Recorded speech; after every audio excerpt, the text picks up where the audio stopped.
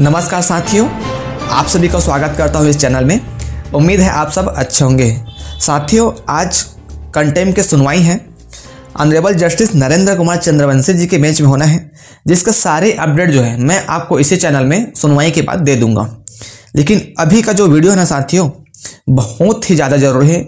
आप प्रदेश के समस्त डीएड अभ्यर्थियों के पास इस वीडियो को भेजिएगा। आप सभी को पता होगा 11 अगस्त 23 को सुप्रीम कोर्ट से जजमेंट आने के बाद केवल डीएड अभ्यर्थियों का जो काउंसलिंग हो रहा था 30 तारीख तक होना था, लेकिन 29 अगस्त को अंतरिम राहत आ जाता है और डीएड अभ्यर्थी के लिए वो काला दिन आज भी बादल के रूप में डीएड वालों के सिर पर अभी भी बना हुआ है।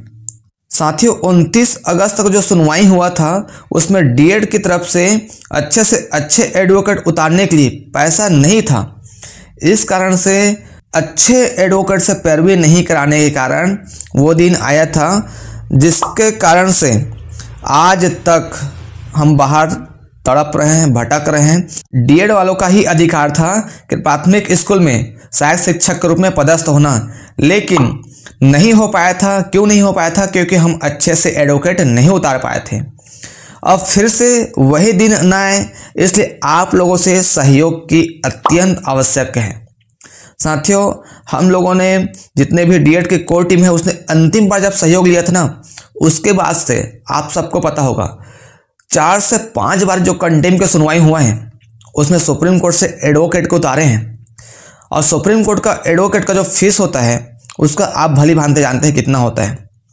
उसके अलावा 6 से 7 मामले ऐसे हैं जिस पर केविएट दायर किया गया है। इन मामलों पर भी अत्यधिक मात्रा में खर्च हो गया है। इसके अतिरिक्त अन्य ऐसे मामले हैं जिस पर खर्च किया गया है, लेकिन प्राइवेसी के कारण यहाँ पर हम पब्लिक नहीं कर सकते। आप चाहे तो डीएड संघ के ऑफिशियल व्हाट्सएप चैनल है, टेलीग्राम चैनल है, वहाँ पर भी आप जुड़ करके सारे जानकारी आप ले सकते हैं। मैं डिस्क्रिप्शन में आपको लिंक दे दूंगा। आप चाहे तो वहाँ से जुड़ करके, आपको जुड़ना भी है, जुड़ना ही है साथियों, चाहना वाली बात नहीं, आपको जुड़ना ही है।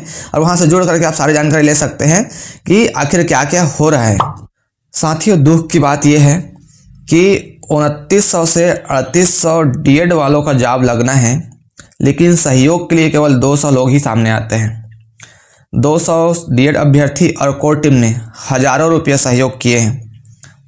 और इतने सहयोग करने के बाद आज 30 से 40 सुनवाई हाई कोर्ट और सुप्रीम कोर्ट में करवाए हैं और कभी भी पीछे नहीं हटे हैं। लेकिन जो नए अभ्यर्थी हैं, जो नए साथी हैं, जिसका इस भर्ती में सिलेक्शन होना है, जिसका नियुक्ति होना है, जिसने अभी तक सहयोग नहीं किए हैं, उनसे इस बार निवेदन करते हैं कि आप इस बार अवश्य सहयोग करें, हमारे टीम के साथ जुड़ करके सहयोग करें। क्योंकि इस बार आप सहयोग नहीं करेंगे ना तो आपको बहुत बड़ा दिक्कत होगा। आप अपने अंदर से पूछ करके देखिए, क्या मेरे अंदर ज़मीर जिंदा है कि नहीं है, क्या मेरे अंदर इंसानियत है कि नहीं है। मेरे हिस्से की लड़ाई उन डीएड अभ्यर्थी, जो 200 डीएड अभ्यर्थी हैं, उन लोगों ने और डीएड की कोर टीम ने लड़ा है, तो क्या इस बार मेरा फर्ज नहीं बनता कि मैं भी कुछ मिनिमम राशि सहयोग करूं? आप अपने अंदर से पूछिएगा कि मेरा भी हक नहीं बनता कि मैं मेरे अधिकार के लिए इन लोग लड़े हैं, तो मैं अपने अधिकार पा रहा हूं तो आज अपने से होकर के सहयोग राशि दूं। आप अपने अंदर से पूछिएगा साथियों, आप लोगों की जो हक की लड़ाई है, आप लोगों की अधिकार की लड़ाई है, उन 200 डीएड अभ्यर्थी और कोर टीम ने आपके हिस्से की जिम्मेदारी उन लोगों ने उठाया है। तो क्या इस बार आपकी जिम्मेदारी नहीं बनती है कि आप सहयोग करें? फिर वो काले साया जो आपके सर पे मंडरा रहा है वो हटने वाला है। आपके सर के ऊपर नियुक्ति रूपी प्रकाश पड़ने वाला है। और इस बीच भी यदि कहीं सोचो अवरोध उत्पन्न हो रहा है, उस अवरोध को दूर करने के लिए यदि कोर टीम डीएड संघ इकट्ठा हो करके उस अवरोध उत्पन्न हो रहे सारे कठिनाई परेशानी को दूर करना चाह रहे हैं, तो क्या आपके अंदर ज़मीर जिंदा नहीं है? कि आपके अंदर इंसानियत नहीं है कि जो आपके लिए लड़ रहे हैं उसको कुछ सहयोग किया जाए? आज से लेकर के शुरू से लेकर के अभी तक कोर टीम ने कभी भी अनावश्यक रूप से कभी भी सहयोग नहीं लिए हैं। आप चाहे तो हमारी टीम के साथ जुड़िए और उससे किसी से भी आप पूछ सकते हैं। जब भी जरूरत पड़ा है तभी सहयोग लिया है। जरूरत पड़ने में पहले से आह्वान किया गया है कि आप जो है हमें मत दीजिए, आप अपने पास ही रखिए, जब जरूरत पड़ेगा तो हम सहयोग ले लेंगे। ये आप किसी भी साथी से आप पूछ सकते हैं।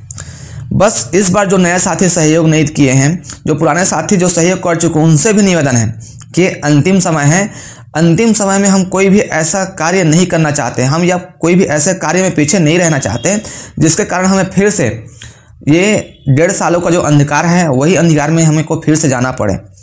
आपसे हाथ जोड़ कर निवेदन है साथियों कि जो 29 अगस्त का पैसा नहीं होने के कारण जो फैसला आया था, जो आज काला दिन देखने को मिला था, उसी प्रकार से फिर से ना आए उसके लिए आप सहयोग करिएगा।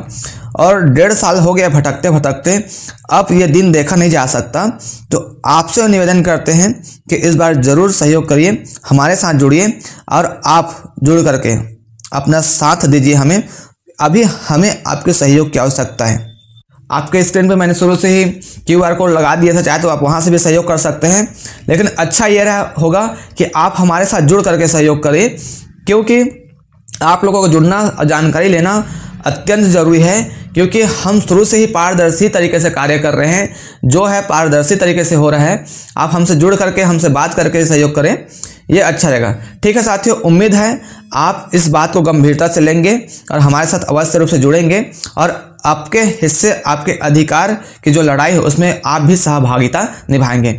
मैं मिलूंगा आपको नए अपडेट के साथ जब सुनवाई होगा कोर्ट ऑफ कंटेम्प्ट का उसके साथ। तब तक के लिए आप सभी को जय हिंद, जय जोहार, जय छत्तीसगढ़।